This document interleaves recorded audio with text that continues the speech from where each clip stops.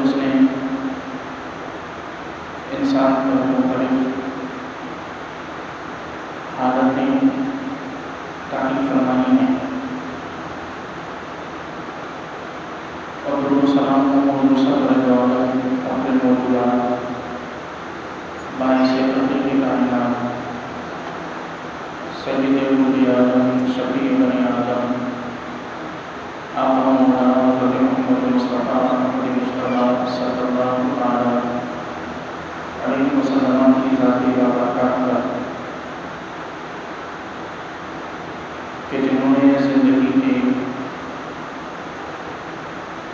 ہر گوشے میں اور زندگی کی ہر حالت میں اللہ تبارک و تعالیٰ کی اطاعت و فرمانبرداری کرنا سکھایا اور درود و سلام حضور اکرم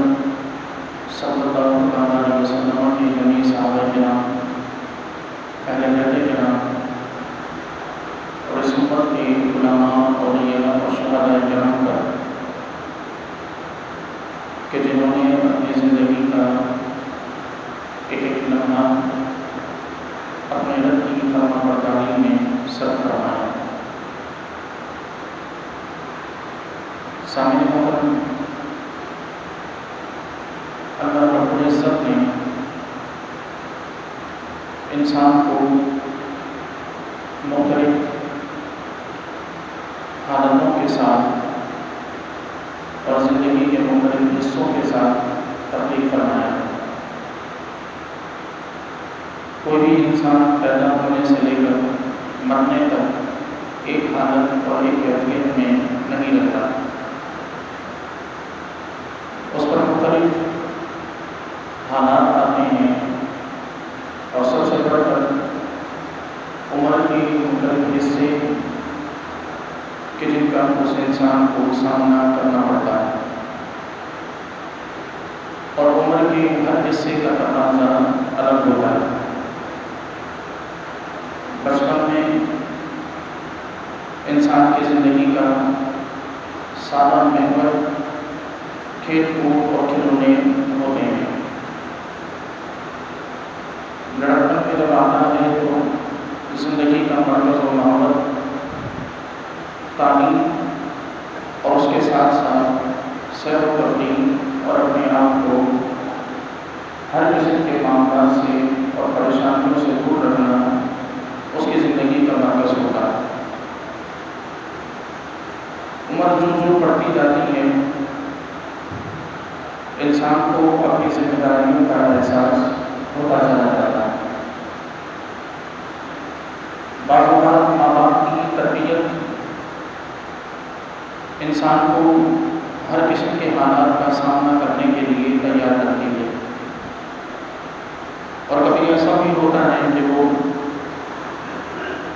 یا تو شفقتوں اور تربیت کے باوجود یا پھر شفقتوں سے محرومی اور تربیت کی عدم دستیابی کی وجہ سے عمر کے جس حصے میں وہ اپنی پوری کی پوری طاقت کے ساتھ اس دنیا میں موجود ہوتا ہے، عمر کا وہ حصہ مایوسی کا شکار ہو جاتا ہے۔ زندگی کا وہ حصہ کہ جس میں انسان کے جذبات، انسان کا مقصد، اس کا محور، اس کی زندگی کا ٹارگٹ سب کچھ طے شدہ ہوتا ہے، اور وہ اپنی زندگی کے مقصد کو پانے کے اور اس کو حاصل کرنے کی ہر ممکن حد تک کوششیں کرتا ہے، لیکن کسی نہ کسی وجہ سے اگر کسی مقصد میں کامیابی نہ ہو سکے، اپنی زندگی کو ڈھک کر نہ لا سکے کہ جس طریقے سے سوچا تھا، تو پھر مایوسی ایسے انسان کا کو آسانی کے ساتھ اپنا شکار بنا دیتی ہے۔ بالخصوص نوجوانی کی جو عمر ہوتی ہے اور ہمارے جو جوان ہوتے ہیں، ان کی زندگیوں میں بڑے بڑے ٹارگیٹ سیٹ ہوتے ہیں، اور یہ بہت کچھ سوچ کر اپنی زندگی کو چلانے کی کوشش کر رہے ہوتے ہیں، یہ وہ وقت ہوتا ہے کہ جب اگر اس وقت میں انسان حلال و حرام کا فرق بھول جائے تو پھر زندگی میں کبھی بھی وہ حلال و حرام میں امتیاز نہیں کر سکتا۔ یہ وہ وقت ہوتا ہے کہ جب انسان اپنے جذبات پر قابو پانا سیکھ لے تو زندگی میں کبھی بھی جذبات اس پر غالب آ کر اس سے غلطی نہیں کر پاتے۔ یہ وہ وقت ہوتا ہے کہ جب انسان مال بھی حاصل کرنا چاہتا ہے، عزت بھی بنانا چاہتا ہے، شہرت بھی حاصل کرنا چاہتا ہے، لوگوں میں ایک مقام، ایک رتبہ پانا چاہتا ہے۔ اب اگر اسے صحیح طریقہ نہ بتایا جائے تو وہ شیطانی راستے پر چل کر ان ساری چیزوں کو حاصل کرنے کی کوشش کرتا ہے، اور اگر ان ساری چیزوں کے حصول میں کسی بھی ایک چیز سے اگر وہ ہاتھ دھو بیٹھے تو مایوسی کا شکار ہو کر معاشرے کے لیے چلتا پھرتا ایک بم بن جاتا ہے۔ آج جس سوسائٹی میں ہم ہیں اور جو ہماری معاشرتی زندگی کا حال ہے، ہمارے یہاں مایوسی حد سے زیادہ بڑھی ہوئی ہے، چاہے وہ مہنگائی کی وجہ سے ہو، بے روزگاری کی وجہ سے ہو، زندگی میں سکون اور اطمینان نہ ہونے کی وجہ سے ہو، رشتوں کی ناپائیداری کی وجہ سے ہو، اپنے لوگوں سے دھوکے اور تعلق میں خرابی کی وجہ سے ہو، کسی بھی وجہ سے ہو، لیکن بہرحال آج کا نوجوان ہمیں اپنے مستقبل سے اور اپنی زندگی سے مایوس نظر آتا ہے کہ اسے یہی نہیں سمجھ میں آ رہا کہ زندگی میں اس نے کرنا کیا ہے، اس کی زندگی کا مقصد کیا ہے، اور وہ اپنی زندگی کو کس طرف لے کر جا رہا ہے۔ نتیجہ یہ نکلتا ہے کہ پھر آہستہ آہستہ سوچتے سوچتے نوجوان اپنے آپ کو بے بس اور لاچار محسوس کرتا ہے۔ ایسے خیال ذہن میں آنا کہ مجھ سے کچھ نہیں ہو سکتا، ایسی باتیں ذہن میں آنا کہ میں کسی کام کا نہیں ہوں، ایسے خیال ذہن میں آنا کہ مجھ سے میرے بس کی کوئی چیز نہیں ہے، یہ کام میری طاقت سے باہر ہے، میرے بس سے باہر ہے۔ یہ تمام تر چیزیں نوجوان کو مایوسی کا شکار کرتی ہیں، اور جب نوجوان مایوس ہو جائے تو اس کی وہ جو طاقت جو اللہ نے اس کے جسم میں رکھی تھی، جو صلاحیت جو اللہ نے اس کی جسم میں رکھی تھی اور اس کو عطا فرمائی تھی، وہ صلاحیت پھر صحیح راستے کے بجائے غلط راستے پر خرچ ہونے لگتی ہے، اور وہ طاقت صحیح راستے کے بجائے غلط راستے پر استعمال ہونے لگتی ہے، اور وہ تنہا تنہا اپنا نقصان نہیں کرتا بلکہ معاشرے میں اپنے آس پاس کے کئی لوگوں کے لیے نقصان دہ بن جاتا ہے۔ اس کی بنیادی وجہ یہ ہے کہ ہمارے یہاں ماں باپ جب اولاد جوان ہونے لگتی ہے یا جب اولاد علم کی حصول کے لیے مصروف اور مشغول ہوتی ہے، ماں باپ اس کے ذہن میں ٹارگیٹ بڑا غلط سیٹ کرتے ہیں۔ آج دیکھیں تو ہمارے یہاں ماں باپ اپنے بچوں کے ذہنوں میں ٹارگیٹ جو سیٹ کرتے ہیں وہ یہ کہ بڑا گھر ہو، بڑی گاڑی ہو، اچھی سیلری، اچھی انکم ہو، اچھا کاروبار ہو، بس یہ چیزیں بطور ٹارگیٹ نوجوان کے دل و دماغ میں سیٹ کی جاتی ہیں، اور اس کی زندگی کا مقصد پھر یہی چیزیں بن جاتی ہیں۔ وہ جو اپنے بچپن سے سنتا آ رہا ہے کہ تم نے بڑا ہو کر ڈاکٹر بننا ہے، تم نے بڑا ہو کر انجینئر بننا ہے، تم نے بڑا ہو کر ہمیں جو ہے وہ یہ کروانا ہے، ہمارے ساتھ اس طرح رہنا ہے، تم بڑے ہوگے تو اتنا بڑا گھر تمہارا ہوگا، اتنی بڑی گاڑی تمہاری ہوگی، لوگ اس طرح تمہاری عزت کریں گے، لوگ ایسے تمہارا سامنا کریں گے۔ یہ جو چیزیں جو بچپن سے بچوں کے دماغ میں اور ان کے ذہن میں بٹھائی جاتی ہیں، یہ آہستہ آہستہ ان کی زندگی کا مقصد بن جاتی ہے، اور آج کے دور میں ان چیزوں میں سے کسی ایک چیز کو بھی حاصل کرنا متوسط طبقے کے ایک نوجوان کے لیے تقریباً ناممکن ہے، الا یہ کہ اللہ تعالیٰ نے کسی کو بہت زیادہ صلاحیتوں سے نواز رکھا ہو، یا کسی کو اللہ تبارک و تعالیٰ نے بے پناہ مواقع عطا کر رکھے ہوں اور وہ ان مواقع سے ان لوگوں سے فائدہ اٹھانا جانتا ہو، وگرنہ ایک عام اور نارمل نوجوان کے لیے یہاں تک پہنچنا کہ جو بچپن سے وہ سنتا آ رہا ہے کہ گھر ہو تمہاری اتنا اچھا گھر ہو، ایسی زندگی ہو، وہ وہاں تک پہنچنا اس کے لیے بڑا ناممکن ہے۔ اور جب وہ یہ دیکھتا ہے 25-30 سال کی عمر ہو رہی ہے اور وہ یہ دیکھتا ہے کہ میں ان چیزوں کو نہیں حاصل کر پا رہا کہ جن چیزوں کو میرے سامنے ہمیشہ یہ بتایا گیا کہ تم اسی لیے پیدا ہوئے، تم اسی لیے بنائے گئے ہو، دنیا میں ہم نے تمہیں پیدا اسی لیے کیا کہ تم یہ کرو، تم یہ حاصل کرو، تم یہ حاصل کرو، اور وہ چیزیں جب حاصل نہیں ہو پاتی پھر نوجوان ڈپریشن کا شکار ہوتا ہے، اور ڈپریشن کی حالت میں پھر خودکشیاں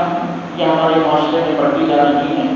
قتل و غارت گیری یہ ہمارے معاشرے میں بڑھتا جا رہا ہے، لوگوں کی عزتوں کو پامال کرنا یہ معاشرے میں بڑھتا جا رہا ہے،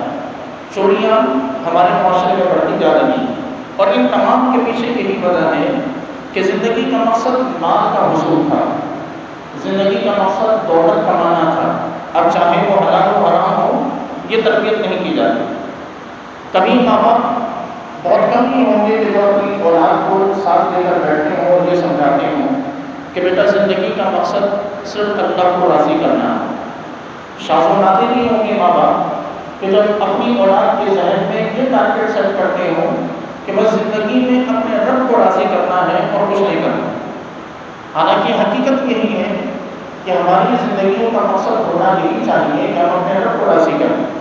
اور جب رب راضی ہوتا ہے تو عزتیں بھی عطا کرتا ہے، مال و دولت بھی عطا کرتا ہے، وہ شہرت سے بھی نوازتا ہے، وہ لوگوں کے سامنے ایک ویلیو اور عزت بھی بناتا ہے، کیونکہ یہ تمام تر چیزیں اسی کے ذریعے ہیں اور یہ تمام تر چیزوں کا مالک وہی کرتا ہے۔ دنیا میں کسی انسان نے کسی دوسرے انسان کو عزت نہیں دینی ہوتی،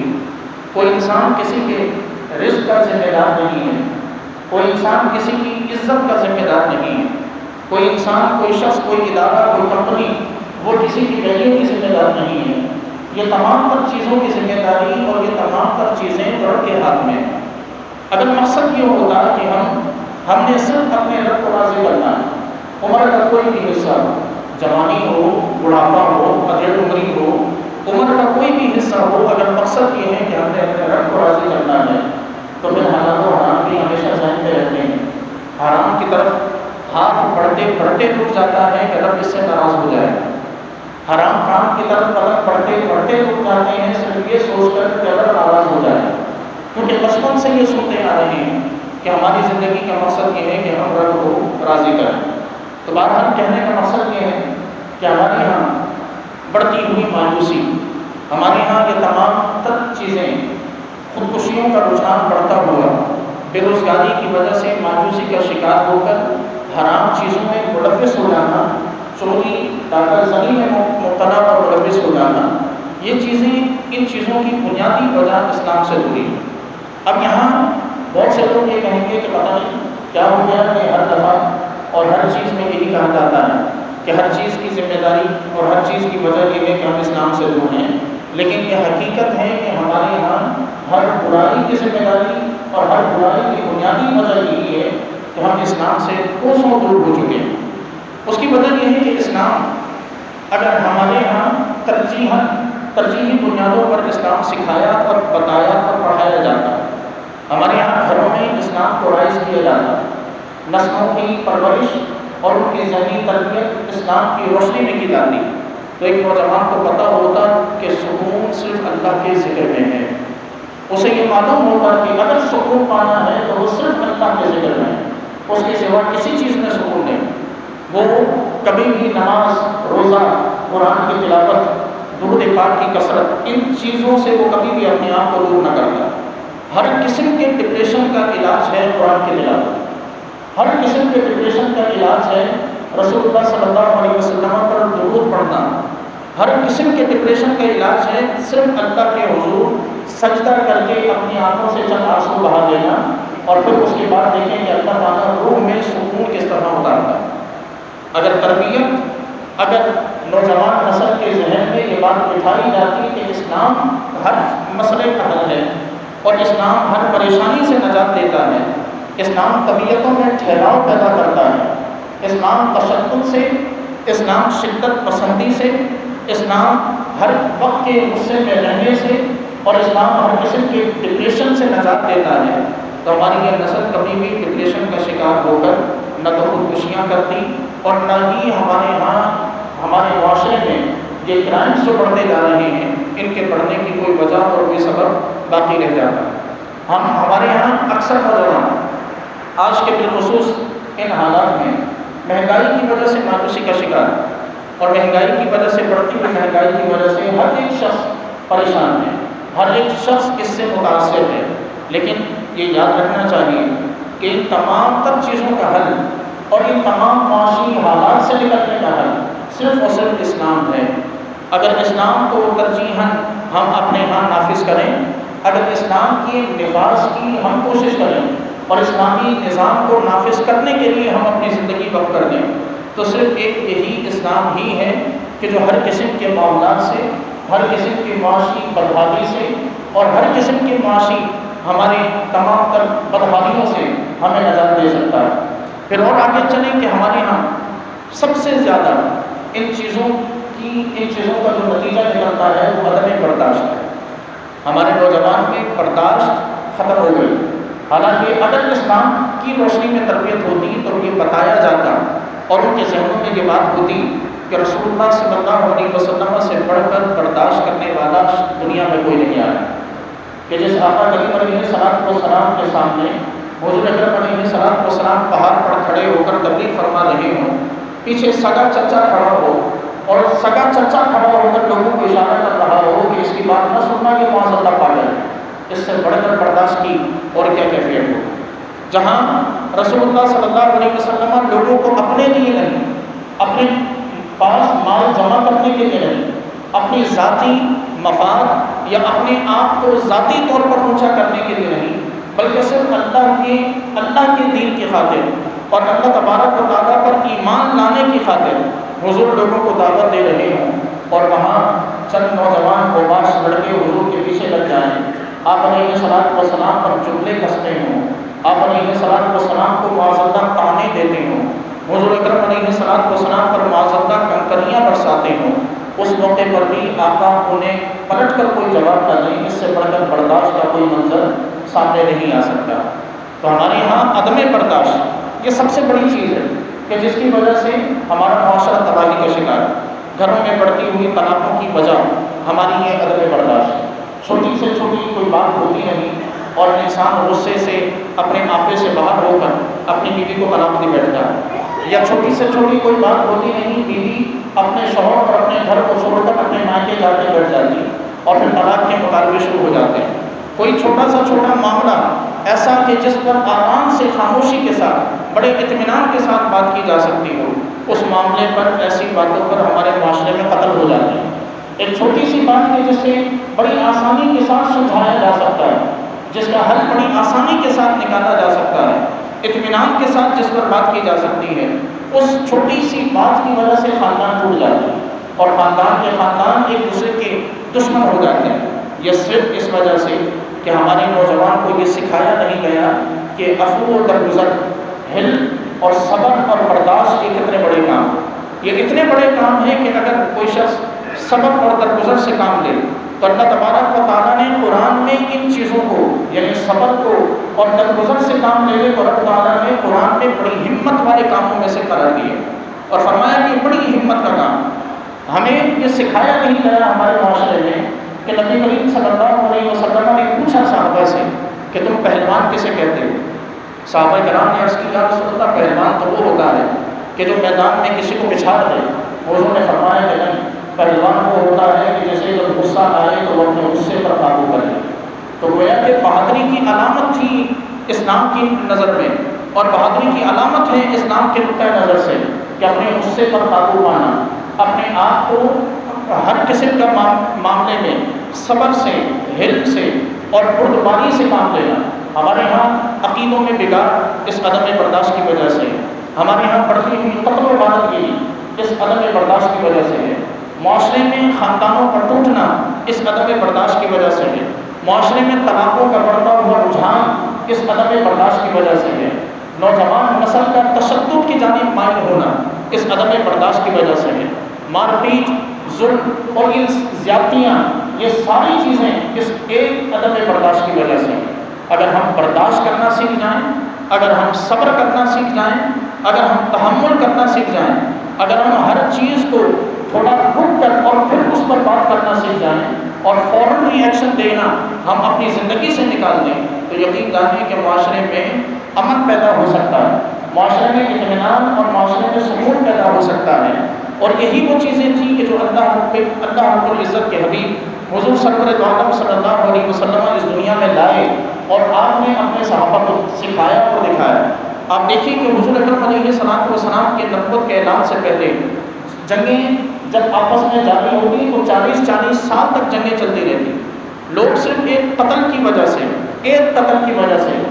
نسلوں کی نسلیں وہ جنگوں میں مشغول رہتی، اور وہ ایک قتل کا بدلہ نسلوں کو قتل کر کے لیا جاتا تھا۔ نبی کریم علیہ السلام کی تربیت تھی، آپ علیہ السلام نے یہی سبق، تحمل اور بردباری کا سبق ان صحابہ کرام کو دیا اور ان صحابہ کرام کو سکھایا۔ اب دیکھیے کہ سیدنا علی مرتضیٰ رضی اللہ عنہ جب ایک کافر کو قتل کرنے لگتے ہیں اور اسے زمین پر لٹایا ہوا ہے، حضرت علی رضی اللہ عنہ اس کے سینے پر سوار ہیں اور اپنی تلوار سے اسے قتل کرنے والے ہیں، اور وہ شخص حضرت علی رضی اللہ عنہ کے معظم منہ پر تھوک دیتا ہے۔ سیدنا علی مرتضیٰ رضی اللہ عنہ فوراً اس کے اوپر سے ہٹ جاتے ہیں، اسے زندہ چھوڑ دیتے ہیں، فوراً ہٹ جاتے ہیں، اسے زندہ چھوڑ دیتے ہیں۔ وہ شخص حیران ہو کر کہتا ہے کہ علی تم مجھے قتل کرنے والے تھے، تو اس لیے نفرت کی وجہ سے میں نے تم پر تھوکا تھا، تو تم نے مجھے چھوڑ کیوں دیا؟ سیدنا علی مرتضیٰ رضی اللہ تعالیٰ عنہ نے ارشاد فرمایا کہ اس لیے چھوڑ دیا کہ کوئی شخص یہ نہ کہے اور یہ نہ سمجھے کہ علی نے اپنا بدلہ لینے کے لیے مجھے قتل کیا۔ تو یہ بدلہ لینے کی جو عادت ہے، یہ جو ہمارے یہاں ہر قسم کے معاملے میں فوراً ری ایکشن دے کر اپنے سے جس نے اگر ایک گالی دی ہو تو اسے بڑھ کر 10 گالیاں دینے کی جو عادت ہے، کسی نے ایک انگلی اگر ٹچ کی ہو تو اسے باقاعدہ ایک حکم مارنے کی ایک پوری پلاننگ کرنے کی جو عادت ہے، یہ چیزیں اگر ہم بھولیں صرف اسلام کے صبر و تحمل کے درس اور سبق کی وجہ سے، تو معاشرہ پھر سے ایک مرتبہ حسین ہو سکتا ہے، معاشرے میں ایک مرتبہ پھر سے حسن پایا جا سکتا ہے۔ لیکن یہ تمام تر چیزیں آج کے نوجوان کے مزاج کا حصہ بن چکی ہیں، صرف اس لیے کہ جب وقت تھا کہ ان کی تربیت اور ان کی ذہن سازی کی جاتی، جب وقت تھا کہ انہیں بتایا جاتا کہ اسلام تمہاری ترجیح ہونا چاہیے، خدا کی رضا تمہاری زندگی کا مقصد ہونا چاہیے، زندگی میں جس عمر کے جس حصے پر پہنچو خدا کی رضا کو کبھی نہ بھولو۔ جب وقت تھا کہ انہیں یہ سکھایا اور پڑھایا جاتا،